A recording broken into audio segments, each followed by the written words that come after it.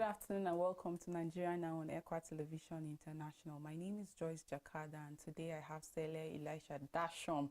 I love the way when you put that Dashom, the emphasis they have today to you, Good afternoon, Sele. How are you doing? I'm great, thank you. Yeah, you look great. Thank you. Well, let's go straight to the business of the day. And to our viewers out there, remember that we're live on Facebook at Ekwa Television International as well as YouTube.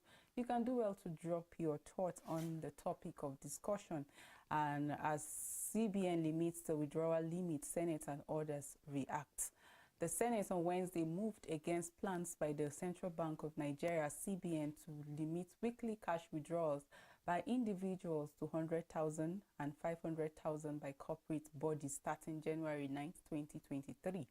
Trouble began when Senate Philip Aduda, PDP FCT, moved a motion against the Apex Bank's policy. His intervention was, however, short-lived as the President of the Senate, Ahmad Lawan, clamped down on him, insisting that it was too early to debate the policy in plenary. Lawan opined that the way CBN is going about the policy, many Nigerians will be cut off and that won't be accepted. Motions on the policy will be thoroughly debated in the Senate on Tuesday next week after adequate information has been gotten on it. Sele Elisha, yesterday we began the discussion. While on October 26th, the CBN actually told Nigerians that the Naira is going to be redesigned. There were so many reactions to that. And I think as a follow-up, we are seeing that from January 9th, there is going to be restriction on withdrawals, cash withdrawals. Like for individuals, it's going to be 100,000, and then for corporate bodies, 500,000. And then a lot of concerns actually came up. People say, yeah, in policy it is good because it is in line with the financial inclusion that out of like we have about, I think, 60 million Nigerians that are still unbanked.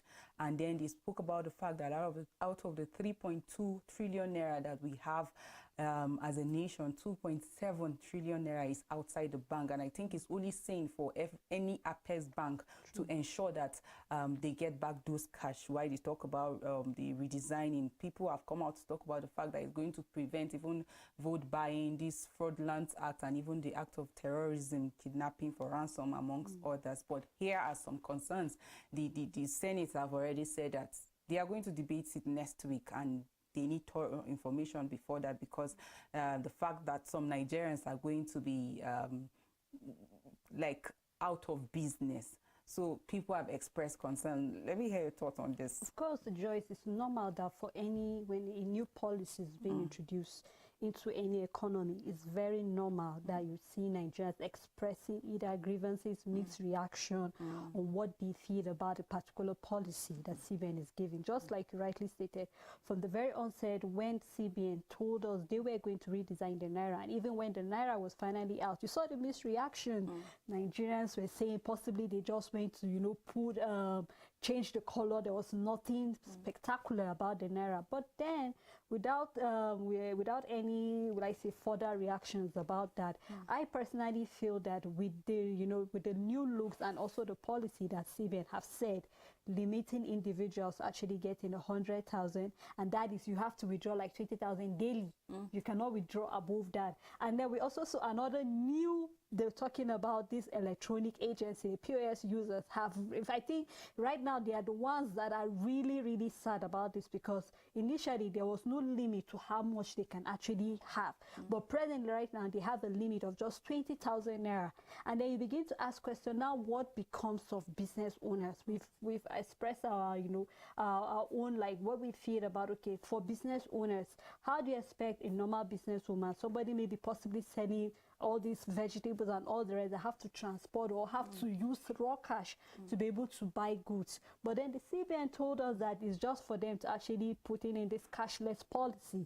Just yesterday we saw in the paper where they are celebrating their success for the past 1 year since they launched the eNaira platform. They have recorded about 8 billion naira. 80 billion. So you could see that, yes, we know that we are moving in the right direction. And I think about 70,000 Nigerians or transactions, have been conducted through the eNaira, and they said for those who are unemployed, they'll be able to make good use of that platform. But then these are policies that Nigerians are not used to, even though we are the first to actually launch this e-naira in Africa.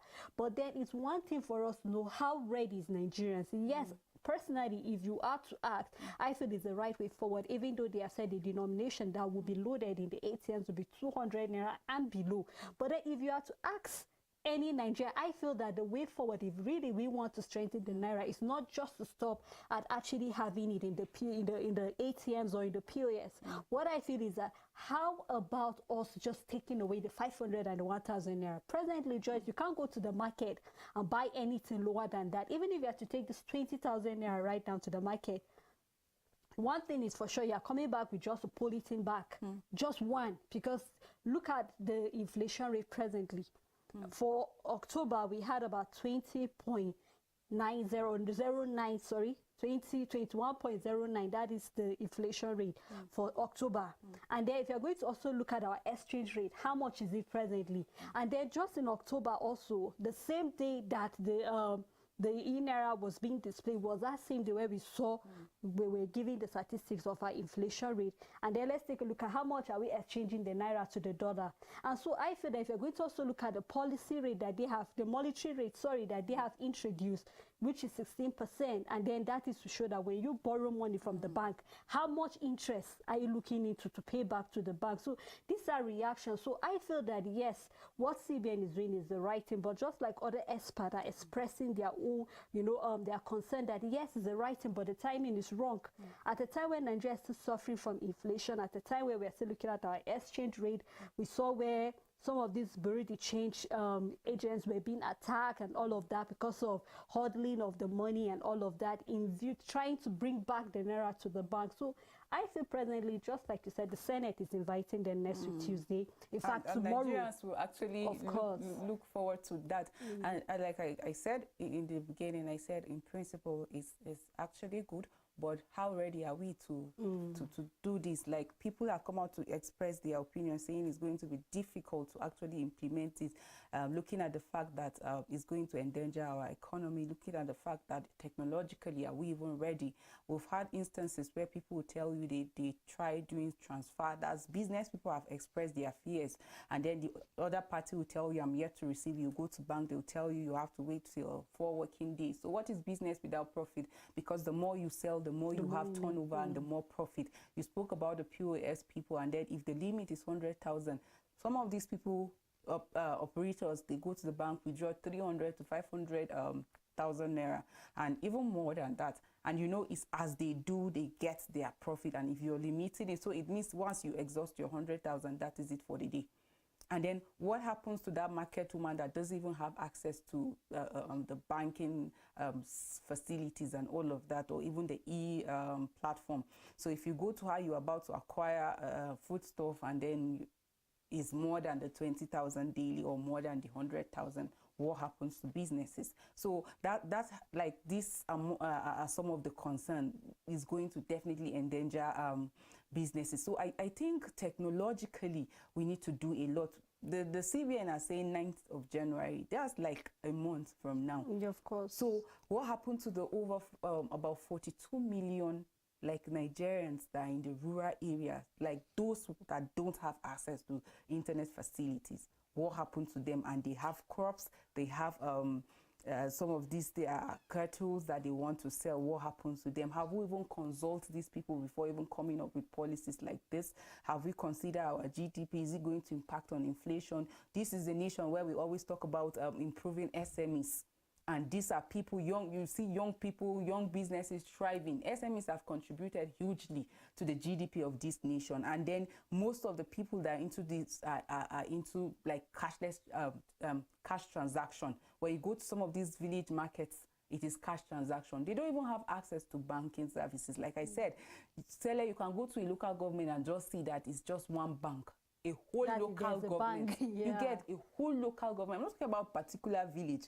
A whole local government, you see that it's just one bank. So what happens to the traders there? What happened to the market people that are there? You get. So are we really well equipped? We want to follow maybe international standard, but are we actually ready for that? Are we well equipped for that? So while it is good in principle, while it is a policy, while the Constitution allows for that yes, you can come up with policies like this. Of course, if you look at the parts where it's going to prevent vote buying ahead of the 2023 election, the fact that it's going to hinder this money laundering, and even the fact that kidnapping for ransom, all these are going to be monitored and all of that.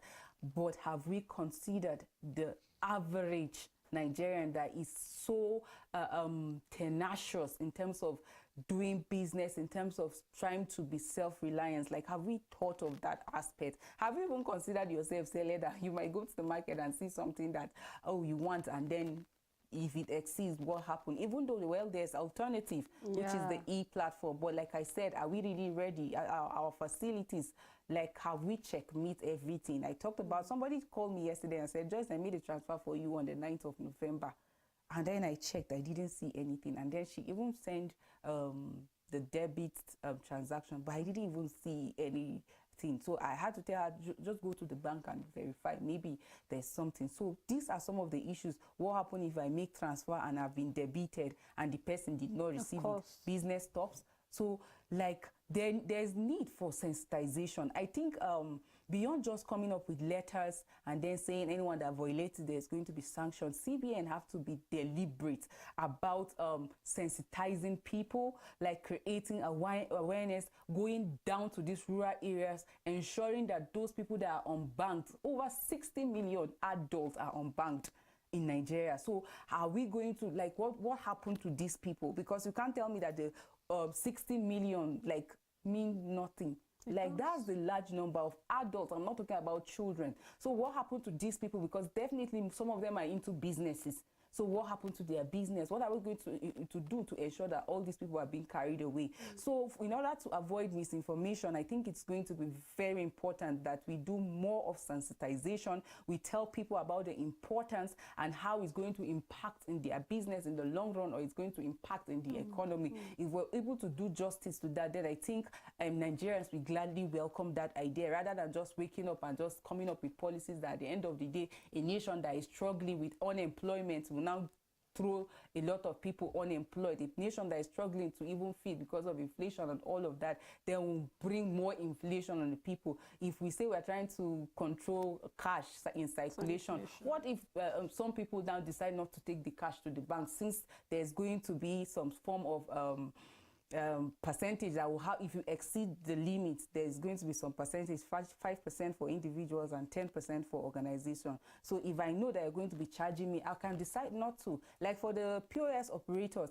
yes, they can withdraw more than, because the CBN have said in compelling situation, you need to upload your information. There are requirements, and if you do that, they can, will the people be readily available to actually be up and about as at the time of that compelling situation. Now, if the POS operator is going to withdraw more than 100,000, of course, there will be charges, and it will affect his business. Like I said, what is business without profit? So I think when we're coming up with policies like this, very important that will carry the people along, not just sensitization. Let them know, ask questions, and if we do that, it's going to be helpful. Yeah, so Joyce, I just hope that from tomorrow, whatever the deputy governor will be telling the Senate, and then for Tuesday, whatever the debate will be, I just hope that they come to a consensus and an understanding of what to do. That's very key. That's the essence of governance, Sele. If you ask me, democracy is about good governance. Good governance is about meeting the needs of the people. Thank you so much for doing this with me. Great analysis as always. So our viewers out there, thank you for joining us on today's edition. Thank you for your comment. Thank you for your likes. Keep your date with Ekwa TV always. Until we come your way tomorrow, same times. You have a blessed day.